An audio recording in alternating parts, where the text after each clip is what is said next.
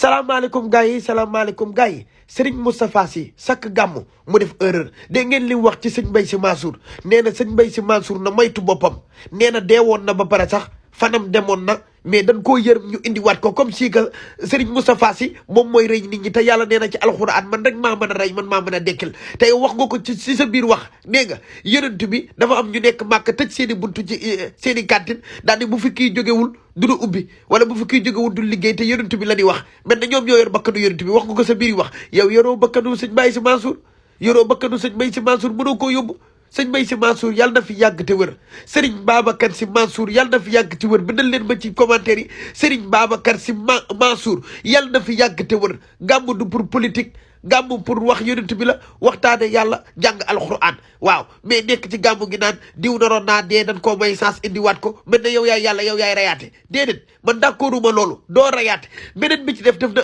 erreur de communication dugal waa Ousmane Sonko yi sax gàmmu erreur waa kër Ousmane Sonko yi nee na Ousmane Sonko buñ ko dee seeti ci hôpital bi day crise lu cardiaque di feebaru sëñ Moustapha mooy wax ne du samay wax bu loolu lépp da koy def kon yéen a ngi doog xam ne kon manipulation waa Pastef yéen a koy doog xam nee na da koy def mais dara du ko jot yaa ngi dégg nekk soxlaam faju na déglu leen bu baax kàddu yi bu baax a baax ngeen déglu ko parce que du samay wax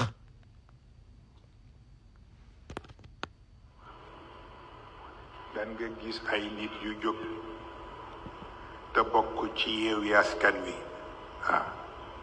ni dañuy seeti Sonko ca hôpital ba bu ko defee bu ñu ñëwee mu daanu lu crise mel ni mënu la wax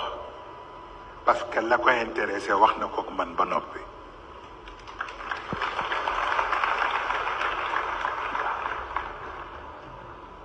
bu ko defee médecin yi ni leen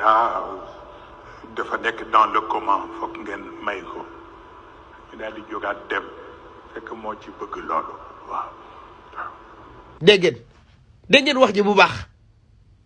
dégg ngeen bu baax ji Serigne Babacar Sy Mansour yaa na fi yàgg ci wër wasalaam